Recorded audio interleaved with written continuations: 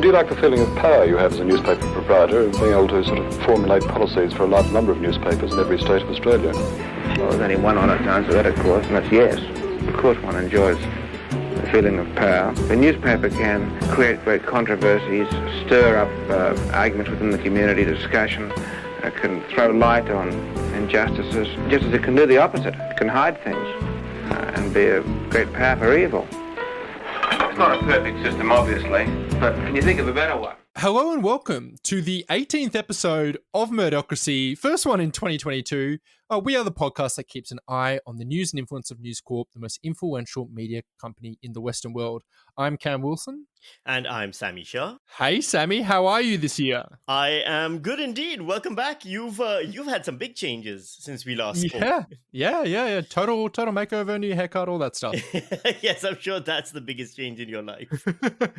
No, I got married. Congratulations for the Murdocracy family. You. Yes. Yeah, exactly. That's it. You're just trying to bring new people in, and then I'll get my wife to, I don't know. Yeah, to subscribe. This is, hey, look, I've been married twice. I can get 2 new listeners in if I count them. So, you know.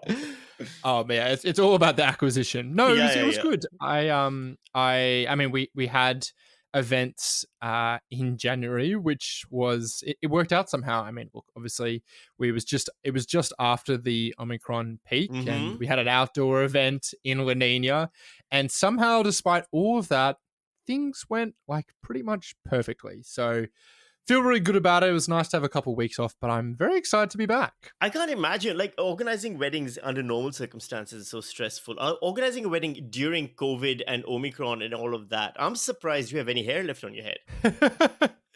Me too, actually, kind of. If you spoke to me a week before, I was freaking out because, so we got married in late January, and just 2 weeks out, this was really the midst of numbers were soaring. A few weeks before New South Wales, where I am, they'd had there was the mask mandate, which was removed and then brought back in. And we were like, surely nothing will happen. And look, our wedding, the main event was outside. It was fairly COVID safe. And we contacted all the people coming saying, look, we'd love you to do a test beforehand. It's outside. We've made changes to make it COVID safe.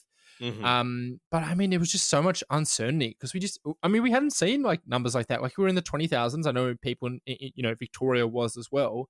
Yeah. And somehow it all just worked out. So we're back to it, and it is going to be a massive year. I mean, look, the election coming up in less than 3 months. Can you believe it? So that is no doubt going to be a huge thing. And I mean, look, we've been doing this for a lot of last year, or I think about half of it, and I'm excited to give it all my everything I can this year, and I'm glad to be doing it again with you, Sami. Yeah, absolutely. This has been something. I mean, look, I had pledged to keep the podcast going while you were away. I completely fell apart on that pledge because I decided to take some time didn't. off. Yeah, no, the 2-part issue was great. I did a 2-part deep dive on News Corp, but the thing is, it's just not fun doing it if it's just me. So I'm glad you're back, and I'm glad we can continue. You charm me. Thank you.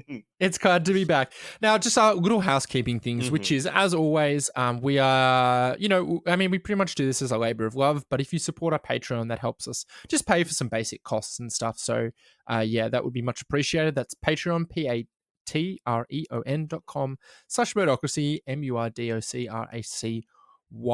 And this week we're just gonna do a bit of a catch up, warm everyone back into it. Yeah, and we're back next week with a fully featured interview. That's right. Also, keep in mind, it is the start of the new year, relatively speaking. I mean, we're in February now, but everyone's still kind of winding things up. But News Corp has not slowed down. They have been busy. Yeah, exactly. All right, and now on to our first News Corp story, News of the Week. And this is a bit of a doozy. This is a quote. News Corp Australia and Google have joined forces to establish a groundbreaking digital news training initiative which will develop and enhance the online skills of journalists across the country. An article, or should I say really a press release published in The Australian said, there's this new plan to put 250 reporters and editors each year for 3 years through a program that teaches them digital skills like storytelling techniques and data journalism. The panel of experts who will be overseeing the course include Joe Hildebrand, Hedley Thomas, who is the national chief correspondent, who also did the Teacher's Pet podcast, Eliza Barr, and a frequent, I guess, mentionee of this podcast, Sherry Markson, who actually quite famously, in her work as the Australian, once went undercover and attended a university lecture and reported on it to see how they were talking about News Corp. And now she's bringing it full circle by being, leading the university course of her own. It all sounds pretty anodyne, right? Like, oh, cool, collaboration, university stuff. Well, Amanda Mead from The Guardian reported that there was a rather negative reception, writing, academics at University of Melbourne say they were not consulted, and this move is a reflection of the antagonism that News Corp has for university journalism. She quoted the director of the Centre for Advancing Journalism at the University of Melbourne, Andrew Dodd, saying that he first heard of this move, of this big establishment, when he read the press release. He said, our concern is the training that is happening through the business school, and that News Corp is seeking to work with the business school so as to avoid the kind of questioning culture of liberal arts and humanities faculties. It's a reflection, really, of the antagonism that News Corp has had for university journalism program over many years. Sami, this one hits rather close to home for you, doesn't it? It does indeed. So full disclosure is I am a university lecturer at the University of Melbourne at the Centre for Advancing Journalism. It's not a full-time job. It's something I do on a contractual basis, so contract to contract. And so I'm not a full-time staff member. Therefore, I'm not privy to a lot of the university goings on. I go in, I teach my classes, I meet up with some of my other colleagues, and I leave. But the point being, the University of Melbourne does have a journalism department that is highly respected. It is world-renowned. It's called the Centre for Advancing Journalism, and it's already doing the job of teaching journalism. So the idea that all of a sudden a whole new section of the university is now doing the exact same thing, but under the aegis of the business school, is a very confusing thing indeed. And some of the quotes that have come out since the announcement, including Andrew Dodd, who is my boss. And again, I do not speak at all as a representative of the university. I am not speaking as a representative of the Centre for Advancing Journalism. I'm speaking purely as Sami Shah, curmudgeon, and troublemaker. So I want to make that very, very clear as well. But yeah, some of the quotes that have come out have been fairly interesting because as one of the things that was said by News Corp is that there's no doubt that at News over time, there has been tension or skepticism about some of the journalism schools. And I must say, extraordinary skepticism in the journalism schools about News Corporation, which I feel is a bit of an unfair characterization. I mean, I teach, a few courses. I have taught a few courses now in the last 2 years there at the university. And the News Corp outlets are given the exact same treatment as any other. Their mistakes are brought up, as are their victories. Many of our students have gone on to become journalists at News Corp right after graduation. So it's a very strange thing that they've done here. And I think it's largely because they want a level of control. My theory is that the university otherwise wouldn't have allowed with the Centre of Advancing Journalism. It kind of speaks a little bit to the corporatization of Australian universities as well, I think. Yeah, it does draw in a lot of things. I mean, the thing that I think is one of the big points we've kind of harped on about that I don't think other places cover as much is the role, that is the relationship between News Corp and Google, and seeing them also have a role in shaping journalism courses or I guess journalism courses. Again, is another example of like, journalism these days increasingly has to fit into the confines of something like what performs well on a Google search to do well, and that's a big part of the pitch of this. That they're saying, like the kind of subtext is, we're not going to teach you airy fairy journalism stuff. We're teaching you concrete skills that will actually allow you to commercially apply your work. Can I play devil's advocate here and say, there every now and again, this happens on Twitter where journalists en masse, for some reason, decide that they need to tell everyone that either they didn't study journalism at uni, or the ones that did, they didn't learn anything. Yes. There's a pride there in is a ignorance, reputation, yes. at least amongst... That's true, and we'll get into but like, there is, it's a bit of a meme that like journalism schools, at least in the past, these are often like when you're talking professional journalists, they're often talking people who are many, many years out of universities. And I know that university teaching has come a long way, even in a decade. But like, what do you think about this? You're someone who teaches now. Yeah. Have you seen in universities a real desire to try and teach, more applicable skills? Or do you think that when people brag about saying, well, I didn't learn anything that I used in my degree, are they missing the point that like they did learn things or ideas and concepts that may not, be the same as, busting out a super quick SEO headline, but have like grounded their practice? Yeah, I mean, look, part of it is, and this is an important thing to point out, is that a professionalization of journalism has been an ongoing discussion in the journalism field for a very long time. Should there be a certification required for journalists? Should a journalist, what skills should a journalist know before even walking into the job on their first day? Is a degree requirement? Should we have a union? Should we be required to get a certification as journalists before we get to be journalists? These are things that have been in the journalism discussion for a very long time. But at the same time, I know I teach at the University of Melbourne at the Center for Advancing Journalism. The whole airy-fairy kind of, the philosophical approach to journalism thing, a lot of that has been gutted from the courses over the years because people realize it's not practical, it's not useful. One of the things, for example, that's mentioned over here is that and this is said by Campbell Reed, by the way. Campbell Reed is the Murdoch's corporate affairs executive, who's also the head of the Digital News Academy, which is what the organization has been called at the University of Melbourne. And he said that basically the business school was chosen because it's unashamedly about the business of journalism, and they want you to design a curriculum from the ground up. That's stuff that we teach. One of the courses that I teach focuses on SEO, search engine optimization, how to write headlines that work best within search engines, how to write headlines that work best for social media, how to tailor your content to work best in multiple medias and everything like that, and then also how to be a journalist and earn a living being a journalist in the modern age. This is not a theoretical PhD in journalism that has got no basis in reality. This is very much training the new journalists of tomorrow to go out there and do their jobs, and many of them do get jobs and do their jobs well. So this seems like a institution that wasn't needed, wasn't required, and exists largely to create a whole new fleet of journalists that News Corp personally can stamp on, or get their stamp on rather, than all the other journalists, journalism students in Australia. It's a very cynical move, in my opinion.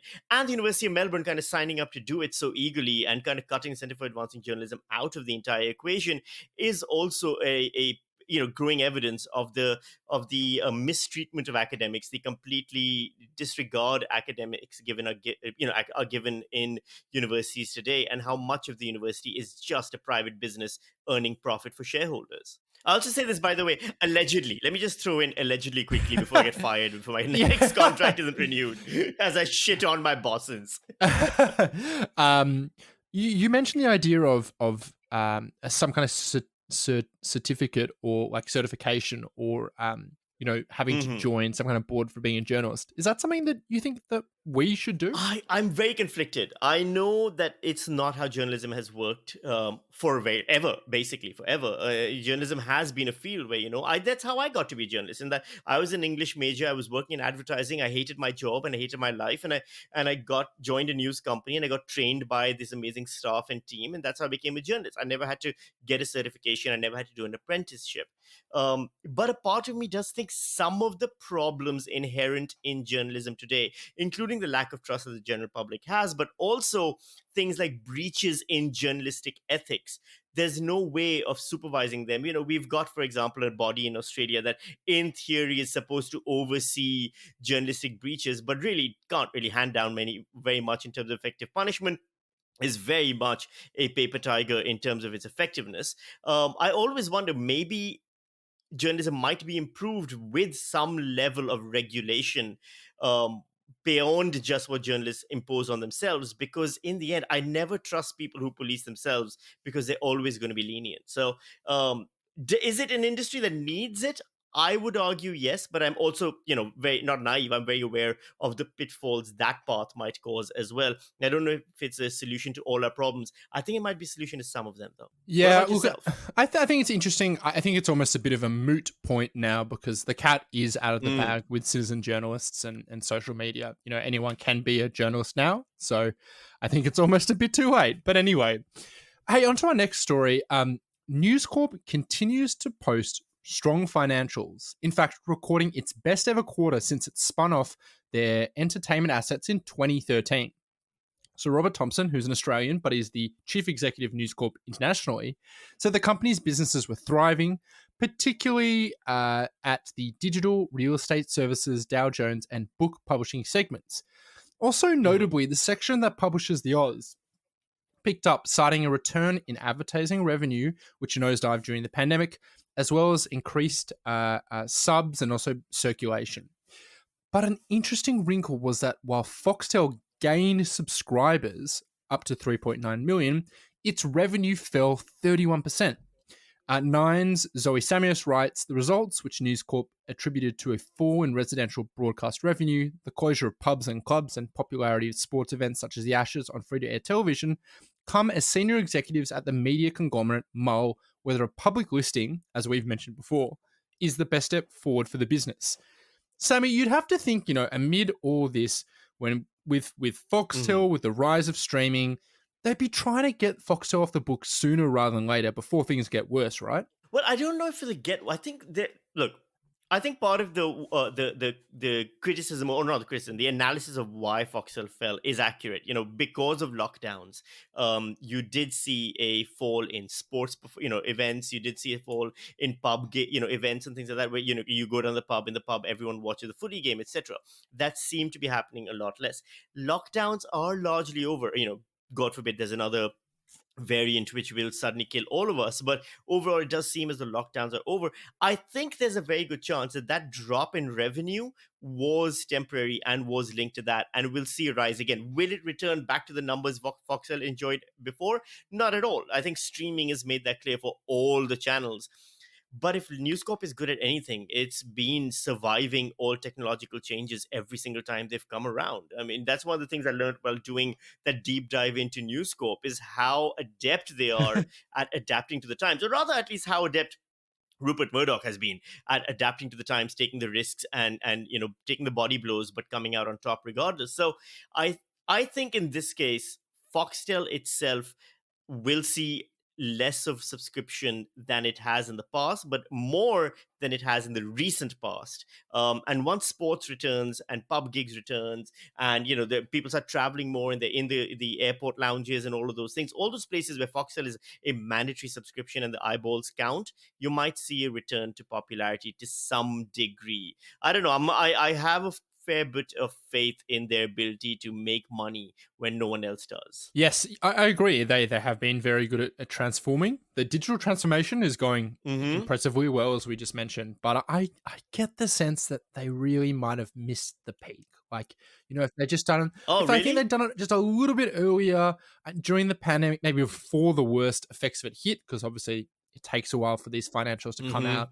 Like, I don't think things are going to get any better for them. And, particularly people who've cancelled and stuff, I really just want to go to streaming services. And yep, things will return, no doubt. But I think the best days of Foxtel are behind them. See, have you ever had a Foxtel subscription? No, I haven't. And I've never Never really needed one. And I mean, I think the statute of limitations will allow me to say that I pirated a lot of stuff when I was younger, so I'm probably outside of the age bracket then. And now when there's streaming services, there's nothing on those, on Foxtel that I can't get elsewhere. The interesting thing that I've started to do, or I'm kind of starting to do, is I read this article that suggested saying, like, why don't you just cancel your subscription services all the time and pick them up whenever there's something that's relevant? Because there's no benefit to be on a subscription service if you don't actually use it. And there's no benefit to stay on there for like a month. Like, it's not like, a membership at the MCG where you wait for years and then you finally get there, you got to keep it. Like, you can just pick it up whenever and you're not losing anything, but you're potentially gaining money. So I think that is going to start to also hit them as well, and maybe that's where Foxtel also kind of is a bit more steady, because you get it installed, you pay an installation fee, you have a set contract. Maybe they'll still like that Right. as part of their business, because it provides some consistency, as consumers apparently are increasingly doing what I was just talking about. Well, I think one of the stories which we'll get into as well. This will come back a little bit. Is print media, for example, and print newspapers. I think a subscription to Foxtel is very similar to a subscription to a print newspaper, in that there is a physical element involved as opposed to just subscribing to a streaming service. I have Binge. I think I probably use Binge and watch Binge more than I do almost any of the other streaming services I have subscriptions to, because it's got good HBO content. But I've never seen a single, Foxtel specific TV show. I think that's safe to I'm say. actually saying with you. I think Binge is probably. I mean, the interface is actually quite bad and buggy, but the content is good. Mm, Since you mentioned it, why don't yes. we jump onto that? So this didn't get much Yes. attention, but News Corp papers have actually jumped in price in January. They've increased by up to 30 cents to $2.50 a day. So Crikey's Christopher Warren writes that he thinks it's an effort to push readers onto digital subscriptions. He says it's trading on the increasing elasticity of the cover price of the print product, which tells us that higher prices reduce sales. It's all but shouting at you, don't pick up the paper, you idiot. There's far better value in a digital subscription. He goes on to say that for the company, it makes sense to try and push their readers onto subscriptions, digital subscriptions specifically, because then you're kind of locked in. And it's not like, well, I'll buy the Australian when I see it, and some days I'll see it and some days I don't. Trying to get everyone to, be on that subscription, giving them that subscription money that businesses seem to love.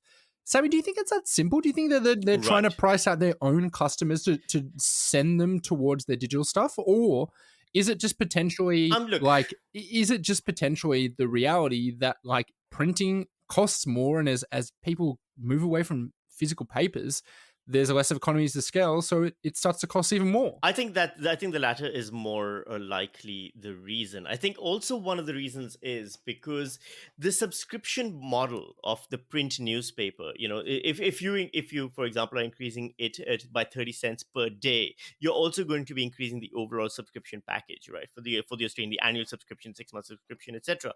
And the places that have these subscriptions don't tend to be individuals as much anymore as they are institutions, organizations, airlines, offices, businesses, other news channels, etc., etc. These are the places where the print subscription to the print newspaper is still an ongoing thing and will remain an ongoing thing forever. So I think News Corp can go, look, most of our actual readers, our human individual readers, are moving to digital or have moved to digital. We can increase the price. We're not going to lose them. They'll just continue moving on to digital. But increasing the price does help them offset the price increases that they're facing from the from the printer's end, and from the printing end, by forcing the people who are locked into subscriptions and are never going to cancel them to pick up that price increase. Does that make I think that sense? makes sense. And I think just generally trying to get people to subscribe. I remember, I think in uni, they used to offer these cheap subscriptions for students where it was like a total loss leader. But the idea was to get you hooked on the good stuff. Mhm. And I remember, I think I had a subscription to something ridiculous like the AFR, which as an 18-year-old who was just not that interested in it, it was a complete waste. But it was like $1 a week, and I was like, yeah, cool, no worries. And just like the papers would just like absolutely, they would just like, there'd be heaps of them, they'd pile up. But you never kind of get round to actually Mhm. canceling it. So I just had this like constant stream of like those plastic covered newspapers like in my bin, but I never got really around to getting rid of it until I think I actually just like aged out of the price. So maybe that's what they're going for. They're hoping, Right. they're hoping just to have people forget about them or be too lazy to actually cancel them. All right. Now, this was another thing that actually came out of the announcements to Wall Street and the ASX, which was that News Corp has been the victim of a multi-year hacking, allegedly for China. So this was discovered in January. The hack affected employees, including journalists in the US and the UK, at publications such as the Wall Street Journal and the New York Post. News Corp Australia was actually not affected. Apparently, this is one in a series of hacks of Western media companies by Chinese hackers going back a decade.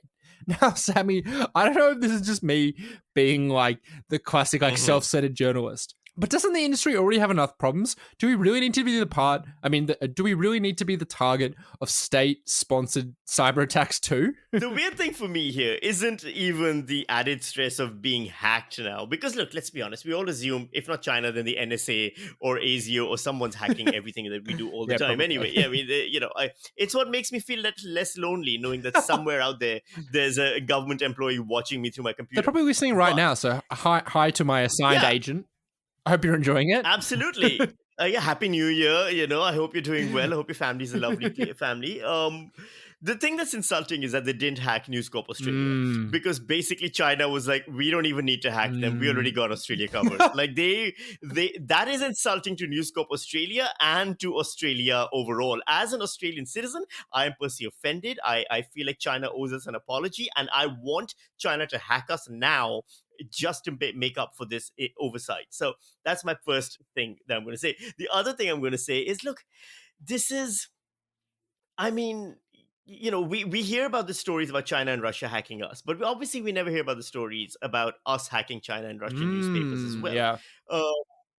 This is an age-old thing. Do you really think that the intelligence agencies of our part of the world, of our allies and us, aren't doing the same thing to our enemies? Because that would be stupid and inefficient of us, and in fact quite irresponsible of us to not be doing that as well. So I just assume that if China's hacking us, we're hacking them. We hear about it because we have more of a free press. China might not, announce it in their press because it makes them look bad. Same thing with Russia. Although Russia has in the past announced this from time to time about US hacking of, Russian government and Russian press computers as well. You can see some of the story in the Russian press, but yeah, I don't think it's as shocking as we might want it to be. It's a great news story, but it's not a new news story. I like how you just casually dropped in there the fact that you seemingly consume Russian press. Wow, so I mean, no big deal. No, I tell you why. I was just reading in the Moscow Times because whenever I do like, my News Weekly podcast, which is the news satire podcast. And over the years, I've been doing news satire basically since 2006, 2007 in Pakistan. And I always tried to do a news satire that wasn't centered around the country I was in, but was more global.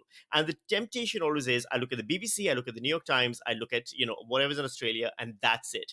So I try to branch out. I'll try to look at what's happening in Russian press, what's happening in Indian press, what's happening in some of the China Morning Post, what's happening in Hong Kong, like in other newspapers and magazines and things in other countries. And you find that it gives you a really interesting perspective on things like the Ukraine crisis right now. I've been watching a lot of Russian, state propaganda news media to see how they're spinning it for their people. So I find it interesting. I also find it informs my comedy a lot better when it's more researched and well-rounded. No one cares. None of my listeners have ever noticed the amount of research I'm putting into this goddamn thing, but that's who I am. I care. And I also think that there may be a potential for News Corp to expand into Russia. There's like hundreds of millions of people there, and I don't think they have a publication there. Although I think you might have to, there's probably a little bit of paperwork to work out with Putin, but I'm sure they can make that work. Finally, onto... I'm sure. Look, if Trump could make it work, anyone can. Finally, on our last piece of news, this is a nice little nugget of News Corp related gossip. Lachlan Murdoch has reportedly hired Sue Chrysanthou, SC, which raised eyebrows because she represented Jeffrey Rush in their suit against News Corp, which cost them more than $5 million in damages and costs. So this is from Stephen Brook and Samantha Hutchinson in 9 Papers. They write, she turned heads at Lachlan and wife Sarah's A-list party in December when she turned up with her husband, barrister Kieran Smark. At the time, her invitation seemed like a remarkable gesture of graciousness on Murdoch's behalf, but she has been, in fact, working for them, and there was some speculation whether it had something to do with a forthcoming unauthorized biography of Lachlan Murdoch, or perhaps for just dealing with some other defamation interests. Sami, would be really curious to know what you think about what this actually says about elites, the people at the top, that, someone who had clearly cost the company a non-insignificant amount of money. I know that they're obviously a very, very big and wealthy company, but it's high profile, and she handed them a defeat. What do you think it says that they're willing to, I guess, I should say that Sue actually, I believe, because of the first cab off the rank rule as a barrister, kind of has to take this. But what do you think that it says about Murdoch, that he's like, this person beat us, I want to get them on side? I think it comes down to that old, it's not personal, it's business thing, right? Mm. In the end, a lot of these things are just seen as business transactions. And, if someone beats you, that's a person you want in your team because that means they're really, really good. There's also a few other things. Like Sue Chrisenthau she's a celebrity defamation lawyer in Australia. She's handled some big cases. I think she represented Sarah Hanson Young against, David Lionhelm? thank you, David Lineham. Yes. She handled Sarah Hanson Young's case. And that she was also very famously and quite controversially involved with the Christian Porter case, where she was supposed to represent Christian Porter. However, Joe Dwyer filed a suit against her and said that federal court ruling decided that Sue Chrisenthau should not be representing Christian Porter. They ended up having to pay something like $430,000 because of a conflict of interest issue. And then when you dig a little deeper, you find that News Corp was denied documents from the case about Christian Porter's star barrister, Sue Chrisenthau, which is a headline from just a few months ago. So, getting Sue Chrisenthau on the books gives you access to a lot of wider Australian, celebrity gossip. And by celebrity, I don't mean superstars like actors. I mean celebrity like Christian Porter, like Sarah Hanson Young, and all these people. Obviously, she's a top-notch lawyer, so she's never going to breach confidentiality. But just think of the quality of representation you have if, for example, theoretically, Lachlan Murdoch decides to take the publisher or the author of the unofficial, biography about him to court, and he can say, this celebrity defamation lawyer is my representative in this case. It's going to be quite a boost. Yeah, as the family vibe, which is permeates through the company, is that they like winners, and they're happy when they can kind of also use their resources to kind of bend other people to their will. Now, this wasn't like a fully bending to the will, but I'm kind of thinking about how News Corp has waged a war against Facebook and Google for a decade, and now they're doing these collaborations and being paid tens of millions of dollars for them, and they're happy to do that. There's no bad blood when it comes to either getting what you want. Yeah, absolutely. It honestly just comes back to the thing. It's never personal. It's always business. And if it is always business, then your enemies today can be your business partners tomorrow. I think that's kind of nice. The question I've always had is, it's almost a sweet thing, when you think about it that way. But the question I've always had is Lachlan Murdoch, which sibling from Succession is he? Is he Roman? Oh God, I think I think actually I've read some stuff on this, and essentially the answer is the characters were written with inspirations from obviously different siblings, but also different families, to the extent that you can't really, it wouldn't make sense to kind of say this character was inspired by this character. So, but like, yes, right. there is a lot of that as well. And, when we were talking about him coming doing his time in Australia, that's like a bit like Roman having to do the like rocket launch stuff. But of course, he's the child who looks like the best position to like win the empire. So there's a bit of all of them in there. Okay, so we usually do a good News Corp, bad News Corp. I've only got around to doing a bad News Corp of the week, but it is a fascinating one. And with the election not too far off, this is really, it feels like it portends for what's to come. There was an exclusive by Sharry Markson, which was on the front of the Australian this week, that says Anthony Albanese's battle cry in war on family wealth. Now, to me, that sounds like something that is kind of contemporaneous, that Anthony Albanese has, he's declared that all billionaires should be beheaded or something. And the first line is that Anthony Albanese sharply criticized capitalism and family wealth as causes of societal injustice, while suggesting incomes above $100,000 a year were not entirely deserved. Controversial, maybe? I'm sure there's some people listening who agree with that. the next sentence kind of puts it all in context. The opposition made the previously unreported remarks while arguing for an inheritance tax when he was the Assistant General Secretary of New South Wales Labor in 1991. So this comment, which was literally made 31 years ago, was rolled out, and to be honest, like, they did qualify the fact that this was 30 years ago. But if you were someone who just saw the headline or even who just read the first line, you'd be like, wow, I can't believe Albo did this. I thought he was trying to do a small target election stuff. It was like clearly done in a way that was just like, very biased against Anthony Albanese, I think. It was supposed to give the perception that he'd been saying it now. Yes. And look, I think it's just like, is this what we're going to see from News Corp throughout the election? I don't know.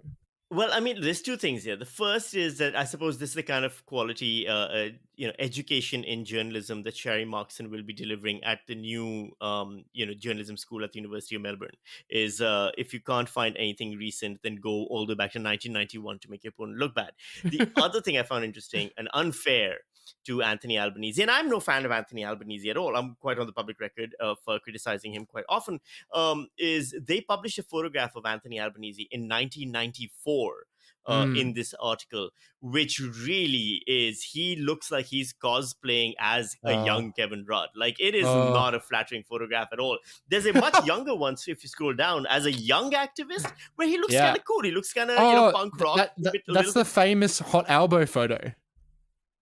Yes, so there is definitely a hot elbow phase, and then he really transitioned out of that phase quickly into the 1994 elbow. I'll say this: he has aged well compared to that photograph, and I think therein lies the true drama in this article. Is that was uncalled for, Sherry. Yeah, they did him no favors. I mean, he was in Parliament by 25, if I recall correctly. Like, he was in Parliament very, very young. He really is a career politician. Even just like, one other thing, which is that, like I said, the lead, that first line says, suggesting incomes over $100,000 a year were not entirely deserved. Doesn't say until, like another maybe 10 or 11 paragraphs. That it says he insisted people earning incomes of more than $100,000, and then in brackets, more than $200,000 today, because of course, like, inflation has happened, and that is like so long ago. My guess is, if I had to figure out where this came from, I think it's probably likely that some of the government's, dirt unit, as they call it, the staff who they've got, trawling through archives, trying to find things that are going to be, trip up their political opponents in the election. They probably, dug this up rather than Sherry personally going through, old archives and finding transcripts of state labor conventions. But that being said, like, I think we're going to see so much of this to come. If this is like, I mean, maybe they've got more. I mean, I'm sure they'll probably have more to drop. But as far as things go, I thought this was pretty tame. Yeah, absolutely. And I think overall, it just shows that the dirt unit at least is taking time away from throwing dirt at Scott Morrison, their own prime minister, and focusing and remembering that their opposition currently is still Anthony Albanese. So that's at least heartening to see. So that's it for our first return episode of 2022. Thank you so much for listening. If you haven't already subscribed, you can find us on Apple Podcasts, Google Podcasts, Spotify, right next to Joe Rogan's podcast, or just about everywhere or anywhere. Or join our podcast group on Facebook at Murdochracy Podcast, where we post up all the Murdochracy-related, News Corp-related news that we can find, and we have discussions going around some of those. Thanks as always to Kevin MacLeod for the theme music, and ABC for the recordings from the archives, and Ruby Innes for our artwork. And of course, thanks to you, and congratulations once again. Thank you, Sami. I'm excited for a big year. Here we go.